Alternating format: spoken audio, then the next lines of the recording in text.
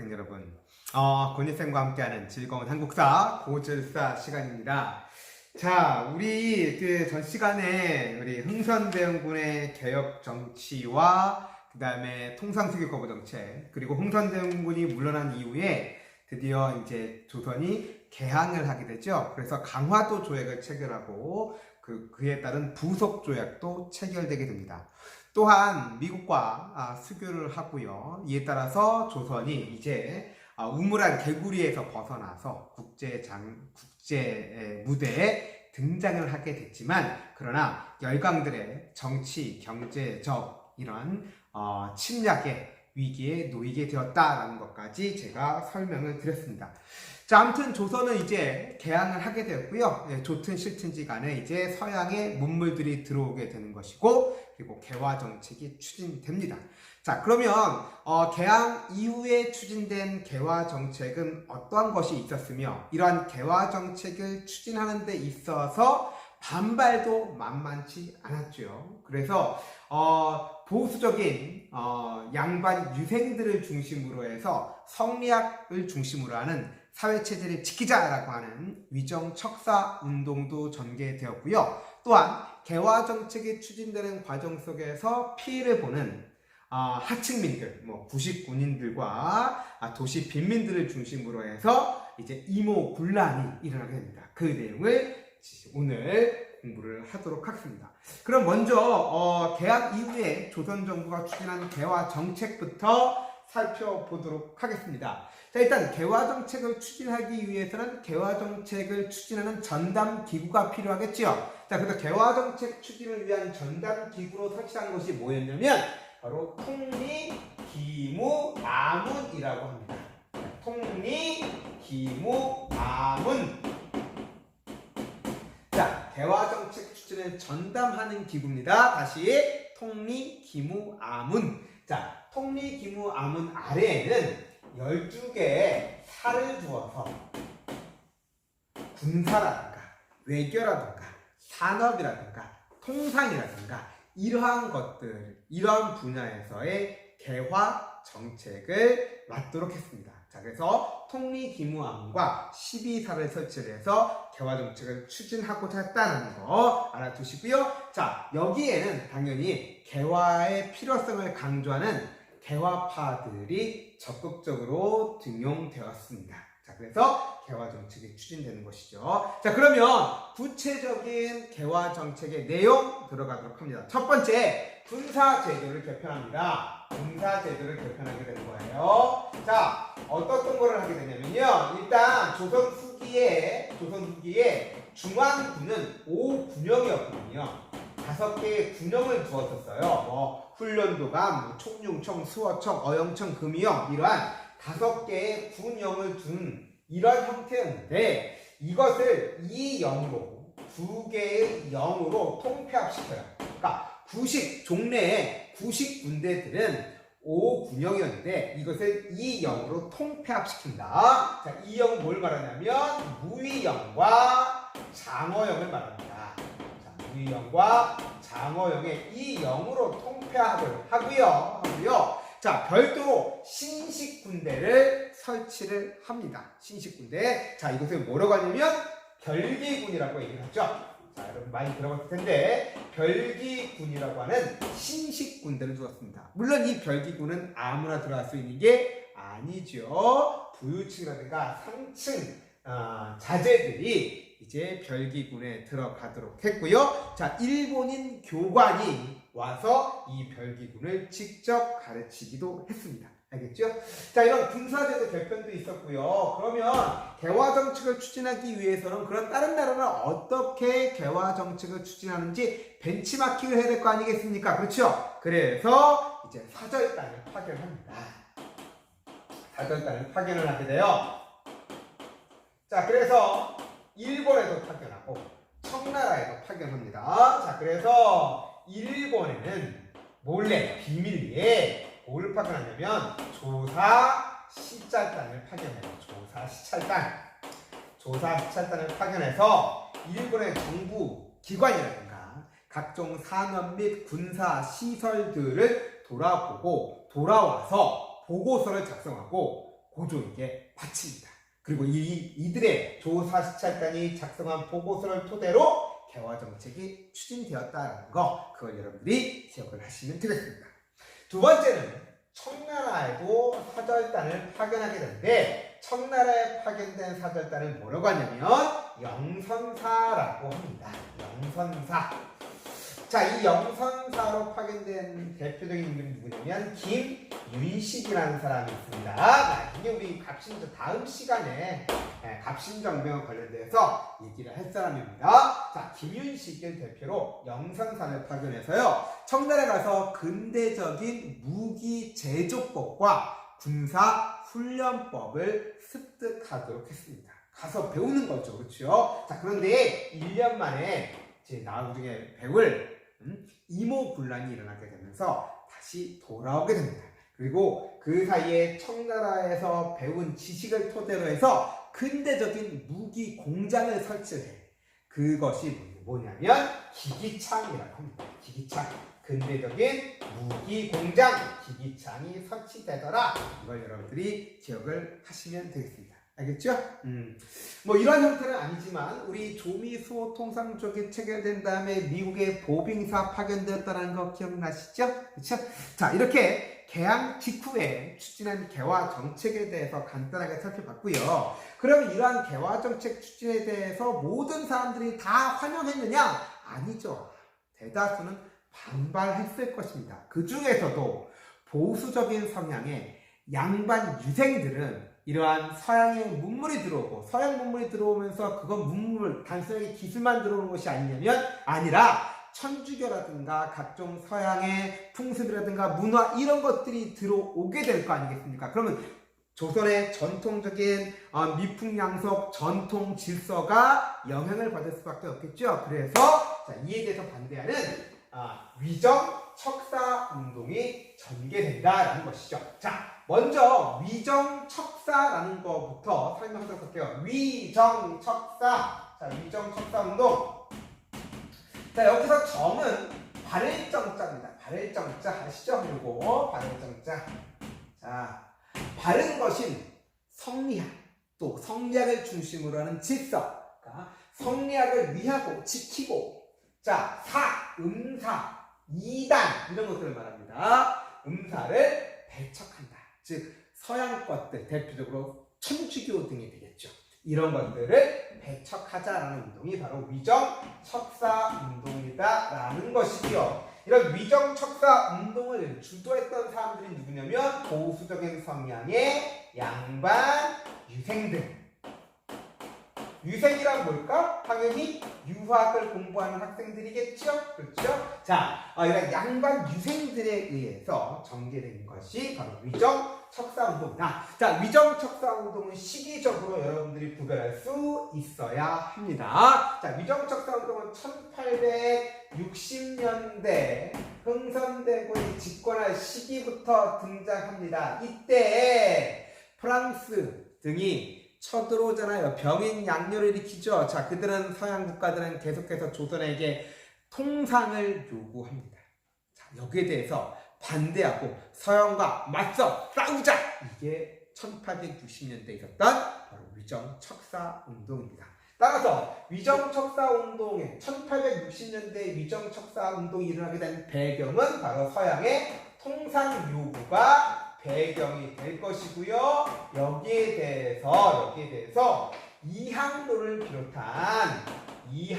비롯한 양반 유생들을 중심으로 해서 통상에 대해서, 통상 요구에 대해서 반대하는 통상 반대 운동을 전개했다. 각종 상소를 올렸습니다. 그래서 서양과 통상하면 안 되고 그들과 맞서 싸워야 한다 이거예요. 그래서 이항로의 주장을 뭐라고 얘기를 하냐면 바로 척화 주전론 이렇게 얘기를 합니다. 화친을 배척하고 전쟁을 주장한다 이거죠. 척화 주전론을 내세웠습니다. 자, 제가 여기 저 위에도 띄우겠습니다. 우리 교과서에 이항로의 주장이 나와 있는데요. 시험에 나올 수 있으니까 한번 읽어보도록 하겠습니다. 오늘날 서양 오랑캐의 화가 홍수나 맹수의 해로움보다도 더 심합니다. 전하께서는 안으로 관리들로 하여금 사학의 무리를 잡아 배게 하시고 밖으로 장병들로 하여금 바다를 건너오는 적을 정벌하게 하소서. 자, 서양의 것들을 배척하고 서양과 맞서 싸우자라는 주장이 되겠죠? 척파주전론입니다. 아시겠죠?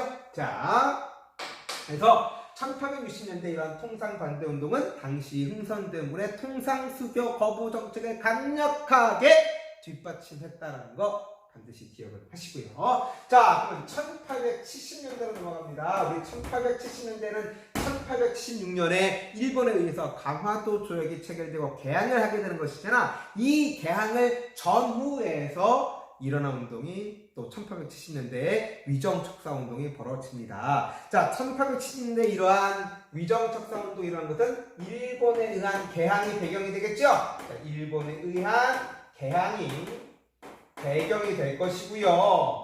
여기에서 대해서 반대했던 대표적인 인물이 누구냐면 최익현이라는 인물입니다. 아주 중요한 인물이고요. 뒤에도 등장할 인물입니다. 반드시 기억을 해 두셔야 되고요. 이 최익현은 바로 또 누구예요? 어떤 일을 했었냐면 흥선대군이 집권하고 있을 때 이제 흥선대군이 10년을 집권했고 고종의 나이가 이제 성년이 됐으니 흥선대원군 당신 이제 물러나!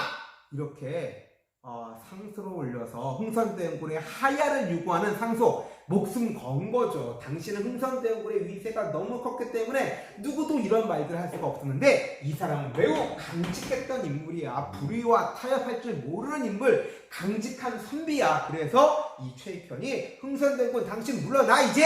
라고 요구했던 강력한 유생이었던 사람이 바로 최익현입니다. 바로 이 사람이 일본에 의해서 개항된다라고 하니까 못 참은 거죠. 그래서 이 사람이 정개운동을 뭐라고 표현하냐면 개항에 대해서 반대하는 개항 반대운동이다 이렇게 표현할 수 있고요. 특히 최익현은요 개항 반대 이유를 뭘 명분 근거로 해서 주장하느냐 바로 외양 일체론을 내세웁니다. 외놈들이나 양놈들이나 일체 똑같다는 얘기다. 하나다라는 얘기예요. 외놈들도 우리가 그 이전부터 오랫동안 무역도 해오고 해왔지만 관계를 맺어왔지만 그들이 메이지 유신을 통해서 서양화했기 때문에 서양놈들과 똑같아졌다. 그러니까 그들과 통상하면 안 된다라는 겁니다. 그래서 이 최익현은 또 오불가소를 내세우는데 우리가 일본과 통상을 하게 되면 그들이 판매하는 것은 사치품이야. 그래서 공장에서 생산되기 때문에 무한정으로 나오게 되는 것이야. 우리가 수출할 수 있는 거, 그들과 교육하는 물건의 대부분은 땅에서 나는 곡식과 같은 양이 유한한 것이고 필수품이야. 무한한 사치품과 유한한 필수품을 교역을 하게 되면 결국 경제적 파탄은 우리가 맡게 된다는 얘기입니다. 이러한 주장을 했던 사람들이고 또 이런 것들이 들어오게 되면서 천주교를 비롯한 서양의 것들이 들어오게 되면서 우리의 미풍양속이 피해를 볼 수밖에 없다라는 그러한 주장들을 했던 사람이 바로 최익현입니다. 자, 최익현의 주장 또 제가 위에 올리겠습니다. 자, 한번 읽어보면요. 가장 중요한 건 세 번째 줄부터 나오죠. 저들이 비록 외인이라고 하나 실은 양적 서양 오랑캐입니다. 강화가 한번 이루어지면 사학서적과 천주의 초상화가 교역하는 가운데 들어올 것입니다. 그렇게 되면 얼마 안 가서 사학이 온 나라 안에 퍼지게 될 것입니다. 한마디로 뭐야? 외놈들이나 이 양놈들이나 똑같다 이런 얘기죠. 그렇죠? 자, 이런 주장이 나오면 최익현 1870년대 개항반대운동 이렇게 여러분들 연결시켜야 됩니다. 알겠죠? 자, 그리고 그럼에도 불구하고 개항을 했고요. 1880년대에 이르게 되면 어떤 일이 벌어지느냐? 앞서 얘기했습니다. 일본의 제2차 수심사로 갔던 김홍집이라는 사람이 일본 주재청 외교관을 만나고 책을 가져온다고 했죠. 그 책의 이름은? 그렇지. 조선책략이야. 자, 조선책략이 유포되면서 미국과 통상하고 미국과 수교해야 된다라고 하는 그러한 움직임이 나타나게 되는 것이죠. 자, 이것이 1880년대에 위정척사운동이 일어나게 된 배경이다. 대표적인 인물은 누구냐면 이 사람 손이 많아요. 무려 2만 개야. 2만 손. 자, 2만 손을 중심으로 한 영남 지역, 그러니까 경상도 지역이죠.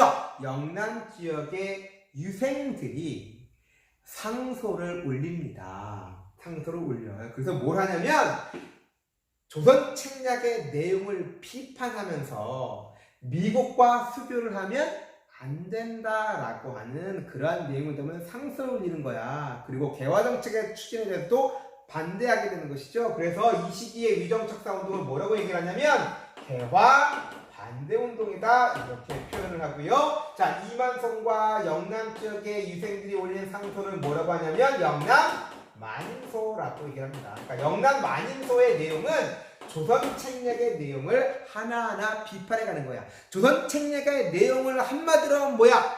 러시아의 남하를 막기 위해서 친중국, 미국, 일본 하자라는 거잖아. 이것을 하나하나 비판하는 거야. 자, 역시 또 띄웁니다. 영남 만인서의 내용 보니까 자, 수신사 김홍집이 가져와 유포한 황준원의 사사로운 책작, 조선 책략이죠.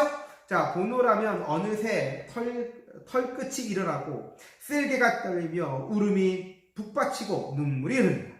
러시아는 본래 우리와 혐의가 없는 나라입니다. 러시아, 미국, 일본은 같은 오랑캐입니다. 그들 사이에 누구는 후하게 대하고 누구는 박하게 대하기는 어려운 일입니다. 러시아는 박하게 대하고 일본이라든가 미국은 후하게 대하면 안 된다라는 얘기죠. 그들은 다 똑같은 서양 오랑캐라는 얘기입니다. 그렇죠? 그래서 조선 책략의 내용을 반대하는 비판하는 내용을 담은 것이 영남 만인소라는 거 이렇게 여러분들이 기억을 하시면 될 것이고요. 이러한 위정척사 운동은 1890년대에 이르게 되면 항일 의병운동으로 발전을 하게 됩니다. 아시겠죠? 자, 이렇게 해서 위정척사 운동까지 설명했고요. 그러니까 위정척사 운동은 개항과 개화정책 추진에 대한 반발, 지배층의 반발이다라고 보시면 되겠고요. 그러면 개화정책 추진에 따른 피해를 온몸으로 겪고 있던 하층민들, 이들에 의한 개화 반대 운동이 바로 이모군란이다 이렇게 볼 수가 있습니다. 이모년에 군인들이 난을 일으켰다. 이모군란이다. 자, 이모군란은 1882년에 일어났습니다. 자, 그러면 이러한 중요한 사건이 왜 일어났는지, 또 어떠한 전개 과정을 겪었고 어떠한 결과를 초래했는지 이걸 당연히 알아둬야 되겠죠. 자, 먼저 배경입니다. 이모군란이 일어나게 된 배경은요, 첫 번째 바로 구식군대에 대한 차별입니다. 자, 구식군대에 대한 차별이에요. 우리 앞서 구식군이 5군영인데 5군영이 2영으로 통폐합되었다라고 얘기했죠. 그 과정 중에 일부 군인들은 직장을 잃게 된 것이죠. 그렇죠? 그리고 모든 지원이 별기군에 집중되다 보니까 여기에 관리들의 부정부패까지 까지 일어나게 되면서 구식군인들은 급료도 제대로 받지 못하더라. 월급도 제대로 받지 못하더라. 13개월 동안 밀리더라 이거예요. 13개월 동안 월급 못 받으면 어떻게 생계를 유지하겠습니까? 불만이 커질 수밖에 없게 되겠죠. 그런데 13개월 동안 기다렸는데 드디어 한 달치 월급이 지급됐습니다. 너무나 좋았겠죠. 한 달치라도 받았으니까 얼마나 행복했겠어요. 그래서 딱 받아봤더니 야, 이것은 도저히 먹을 수가 없는 너무나 오래된 쌀 혹은 심지어는 모래까지 섞여 있더라. 이런 것들 봤더니 완전히 불만이 폭발했겠죠. 그래서 군인들이 난을 일으켰습니다.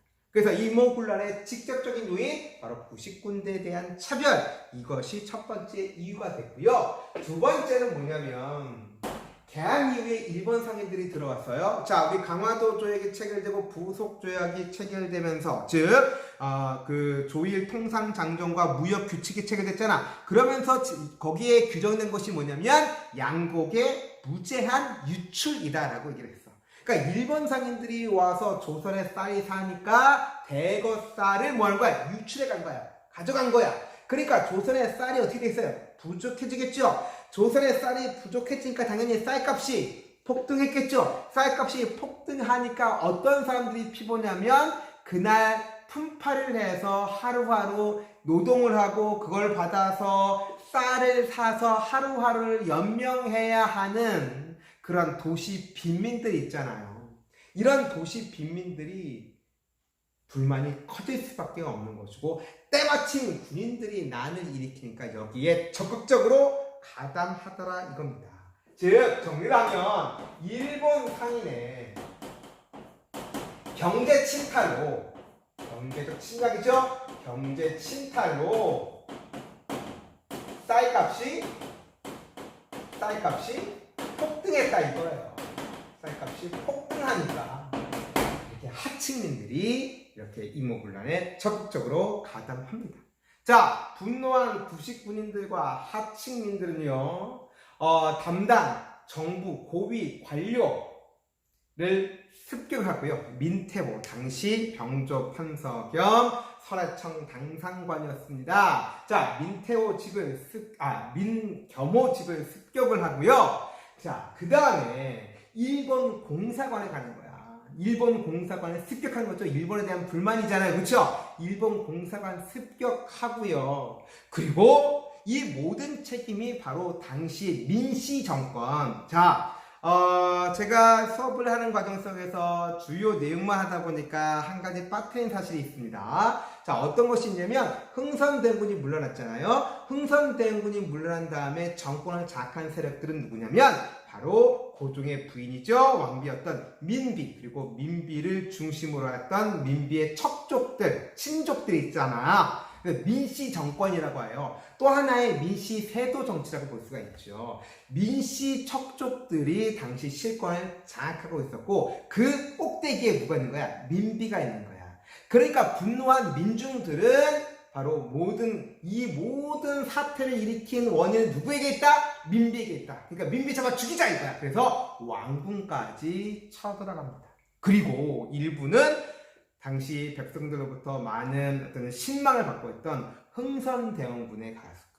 흥선대원군 집에 가서 다시 나라를 이끌어줄 것을 요구를 합니다. 자, 분노한 민중들 그러니까 고위 관료집 습격하고요, 일본 공사관 습격하고요, 왕궁까지 들어가가지고 민비 잡아 죽여라 이거야. 자, 이런 사태에 고종은 다시 또 흥선대원군을 불러서 사태를 수습할 것을 이제 요청을 합니다. 그래서 자, 이제 흥선대원군이 다시 집권하게 된 겁니다. 다시 실권을 장악하게 된 것이고요. 민비는 저기 충청도 충주까지 피신을 가게 됩니다. 알겠죠? 자, 그러면 흥선대원군이 재집권했는데 그럼 흥선대원군은 어떤 정책을 펼칠까? 당연히 그동안 추진되었던 모든 정책들을 원래대로 다시 원상 복귀시키겠죠. 그렇죠? 자, 흥선대원군이 재집권한 다음에 조선정부가 추진하고 있던 개화정책 예컨대 자, 개화정책 추진 전담기구 통리기무함은 어떻게 되겠어? 없애야 되겠지. 그리고 99군대의 원흉이 되었던 별기군 이런 거 어떻게 해야 될까? 당연히 없애야 되겠죠. 폐지해야 될 거 아니겠습니까? 그렇죠? 자, 그래서 통리기무함과 별기군을 폐지를 했습니다. 자, 그런데 충주까지 피신해 있던 민비는 그대로 가만히 있지 않았겠죠? 자, 청나라와 연락을 합니다. 자, 그래서 청에게 군대 파견을 요청하게 되는 것이고요. 이에 따라서 청나라 군대가 조선으로 들어오게 됩니다. 자, 청나라 군대가 조선으로 들어와서 이러한 모든 분란의 책임자가 누구야? 흥선대원군이라는 거야. 그래서 흥선대원군을 잡아갑니다. 체포해갑니다. 납치해갑니다. 그리고 청나라 군대의 도움을 받아서 다시 피신해 있던 민비가 다시 궁궐로 들어오게 되면서 민씨 정권이 다시 수립되게 되는 것이고요. 그러면 민비가 다시 돌아오게 되는데 1등 공신은 청나라잖아. 그러면 이제 조선은 청나라에 의존하는 그러한 정책을 펼치게 되겠죠. 친청 정책을 펼칠 수밖에 없게 되는 것이고 당연히 청나라에 의한 조선의 영향력 확대가 더욱더 커지게 된 것이죠. 청의 내정 간섭이라든가 이런 것들이 더욱더 커지게 되는 결과를 가져오게 됩니다. 자, 그러면 이제 이모군란의 결과에 대해서 정리하도록 하겠습니다. 자, 이모군란의 결과, 당연히 첫 번째, 청의 내정 간섭은 더욱더 심해지게 되겠죠. 그렇죠? 청의 내정 간섭이 심해지더라. 자, 그래서 이모군란 진압을 위해서 파견됐던 청군이 철수하지 않고 그대로 주둔하더라. 청군이 주둔하게 됐고요. 자, 그 다음에 청나라는 내정 간섭을 위해서 고문을 파견합니다. 고문을 파견하게 돼요. 그래서 마건상이라든가 그 다음에 외교 고문으로서 독일인이었던 멜렌도르프를 고문으로 파견했다는 거, 이거 여러분들이 기억을 해 두시기 바랍니다. 그래서 조선에 대한 내정 간섭을 심하게 하더라라는 거 알아두도록 하시고요. 자, 그 다음에 청나라와 뭘 체결하냐면 조선과 청 사이, 상민들 사이에 어디에서? 물과 육지에서 무역을 하는 데 필요한 장정을 체결합니다. 자, 좀 길죠? 조청, 상민수륙 무역 장정을 체결하게 되는 거예요. 그런데 이 조청 상민수륙 무역 장정의 내용이 뭐냐면, 핵심적인 내용은 뭐냐면 청나라 상인들에게 특혜를 주는 거예요. 어떤 특혜를 주냐면, 외국 상인들은 개항장에서만 활동할 수 있거든요. 개항장에서만 활동할 수 있는데 청나라 상인들에는 특혜를 줘. 어떤 특혜를 주냐면, 개항장을 벗어나서 서울 비롯한 내륙에 직접 들어와서 통상할 수 있는 내륙 통상권을 허용을 해줘요. 자, 이런 것들은 뒤에 열강에 대한 경제 침탈 부분에서 다시 얘기를 하니까 이것만 얘기를 하고 넘어가고요. 여기에서는 자, 이 조청 상민수륙 무역장정에 처음에 뭘 인정했냐면, 바로 조선이 청의 속국, 예속된 나라, 속국임을 인정하게 돼요. 이게 어떻게 보면 을사조약보다 더 나쁜 거라고 볼 수가 있어요. 그러니까 을사조약은 외권 박탈 이런 내용인데, 이것은 아예 조선이 청의 속국, 지배된, 종속된 국가임을 아예 인정하는 게 바로 조청 상민수륙 무역 장정이에요. 자, 그래서 어떤 것이 있냐면, 자, 이 수륙 무역 장정은 청이 속국을 우대하는 뜻에서 상정한 것이고, 각 대등한 국가 간의 일체 동등한 혜택을 받는 예외하고는 다르다. 그러니까 조선과 청이 대등한 국가가 아니라는 것을 아예 처음에 받아버린단 말이에요. 이게 조청 상민수륙 무역 장정이에요. 알겠습니까? 자, 이렇게 해서 이것도 내용이 꼭 알아두도록 하시고요. 자, 그 다음에 일본과는 일본의 공사관이 습격당하고 일본의 별기군을 지도하던 교관 호리모토를 비롯해서 일본인들이 이제 죽음을 당하기도 했었거든요. 그래서 일본은 거기에 대한 책임을 조선에게 묻는 거예요. 자, 그래서 일본과 조선 사이에 뭐가 체결되냐면 제물포 조약이 체결돼요. 자, 제물포 조약의 내용은 당연히 배상금 지불하는 것도 있지만, 일본 공사관 호위를 위해서 일본군의 주둔을 허용하는 내용을 담고 있습니다. 자, 그래서 우리 자료에도 있는데 저기 띄우겠습니다. 자, 일본 공사관의 군인, 잠시만요. 그래서 30분이 지났나봐요. 자, 일본 공사관에 군인 약관을 두어 경비한다. 그 비용은 조선국이 부담한다. 그러니까 일본 군대가 주둔하게 된 거야. 그러니까 이모군란의 결과로는 결국 뭐니? 청나라 군대도 조선에 들어와서 주둔하고 있고, 일본 군대도 공사관 호위를 구실로 해서 들어온 거야. 그러니까 외국 군대가 이모군란이 계기가 되어서 조선에 주둔하게 된 것이죠. 결국 조선에 주둔하고 있던 청나라와 일본 군대 충돌할 수 있는 그런 가능성이 높아지게 되겠죠. 그렇죠? 자, 그래서 이제 이제 이모군란 이후에 2년 후에 또 갑신정변이 일어나게 되는 또 배경이 되기도 합니다. 자, 지금까지 개화정 초기 개항 이후에 조선 정부가 추진한 개화정책의 내용, 그리고 개화정책 추진에 대한 반발로 일어난 위정척사운동과 이모군란 공부했습니다. 자, 수고 많으셨고요. 자, PPT를 통해서 다시 정리하도록 하겠습니다. 다음 시간에 만날게요. 안녕. PPT를 통해 제18강 개화정책의 추진과 반발을 정리하도록 하겠습니다. 일단 개항 이후에 추진된 개화정책에 대해서 살펴보도록 할게요. 자, 개화정책 추진을 위한 전담기구로 통리기무아문을 설치했다라고 했고, 그 아래에 12사를 설치를 해서 개화정책을 추진하는데, 이때 개화파들을 적극적으로 등용을 하게 되는 것이죠.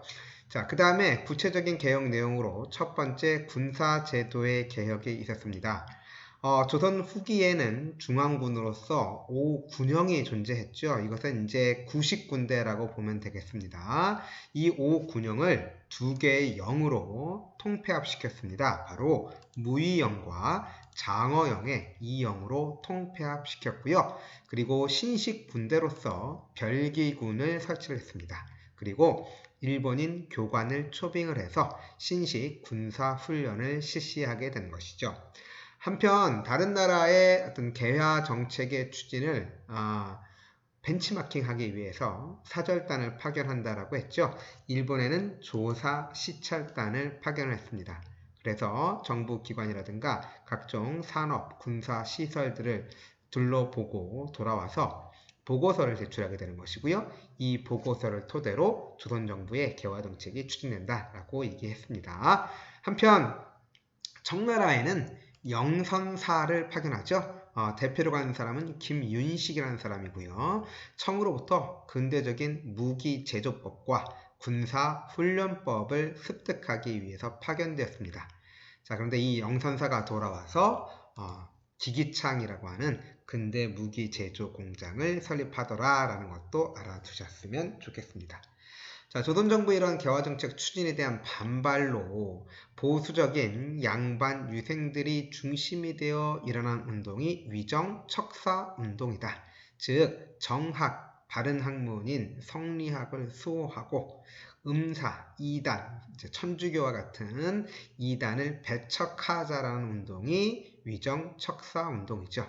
자, 이 위정척사운동은 1860년대에 서양의 통상 요구가 있었을 때 이항로 등이 중심이 되어서 통상 반대 운동을 전개하죠.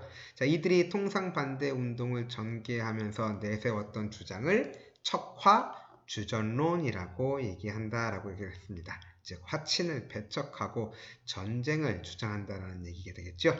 한편 1870년대 일본에 의한 개항을 전후해서 최익현이라는 사람이 중심이 되어서 개항 반대 운동을 전개한다라고 얘기했습니다. 최익현은 외양 일체론을 내세웠죠. 자, 외놈들이나 양놈들이나 똑같다. 왜? 일본이 서양화했기 때문이다 라는 얘기입니다. 한편 1880년대에는 제2차 수신사로 갔던 김홍집이 이제 주1 주재 청외교관이었던 황준셴, 한자로 하면 황준헌이 되겠습니다. 황준셴이 쓴 조선 책략을 가지고 들어오게 되죠. 자, 이 책이 유포되면서 미국과 조약 체결의 움직임이 나타났습니다. 자, 이에 반발해서 이만손이 중심이 되어서 영남 지역의 유생들이 연명해서 이름을 함께 올린다는 얘기입니다. 연명해서 상소문을 올리죠. 이것을 영남 만인소라고 합니다.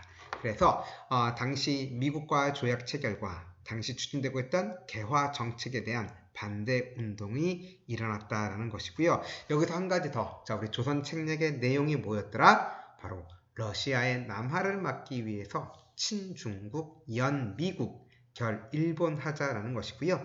이만손의 영남 만인소의 내용은 당연히 이런 조선 책략의 내용을 조목조목 비판하는 그런 내용이었다라는 것도 함께 알아두시기 바랍니다. 자, 한편 개화정책 추진에 대한 반발로 주로 피지배층, 하층민들에 의해서 일어난 사건이 바로 1882년에 일어난 이모군란입니다. 자, 이모년에 군인들이 난을 일으켰다는 얘기죠. 이모군란이 일어나게 된 배경은 일단 구식군대에 대한 차별입니다.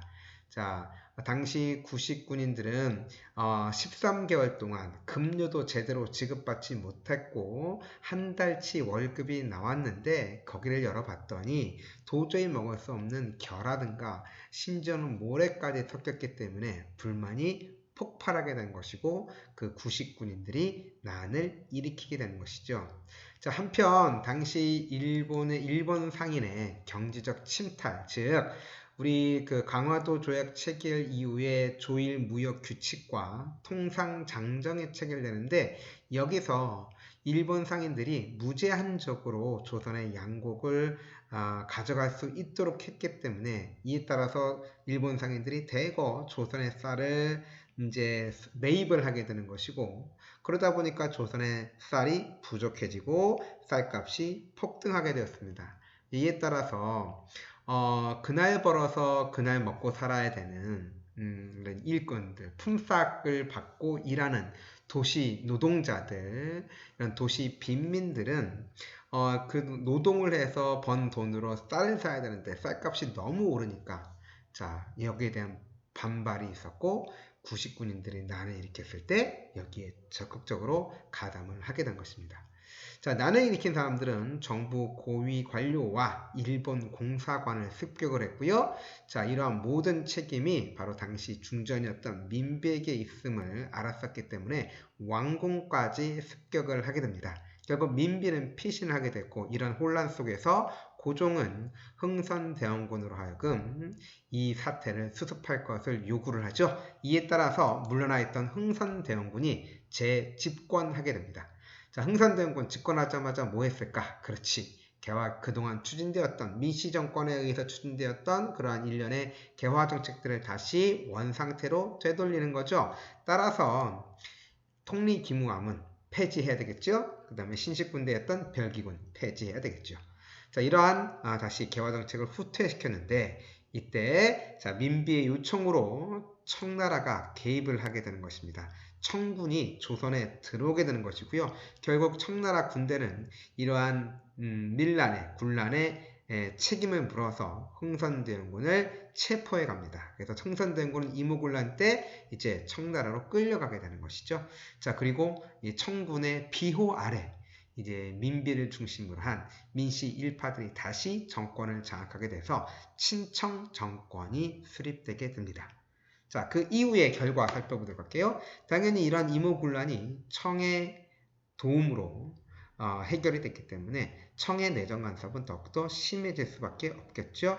자, 이모군란을 진압하기 위해서 파견된 청 군대가 철수하지 않고 그대로 조선에 주둔하게 되었고요. 내정 간섭을 위해서 고문이 파견되었습니다. 그래서 마건상과 멜렌도르프라고 하는 독일인이 들어와서 이제 내정을 간섭을 하게 되는 것이고요. 청나라하고 조선 사이에서는 조청 상민수륙 무역 장정이 체결됩니다.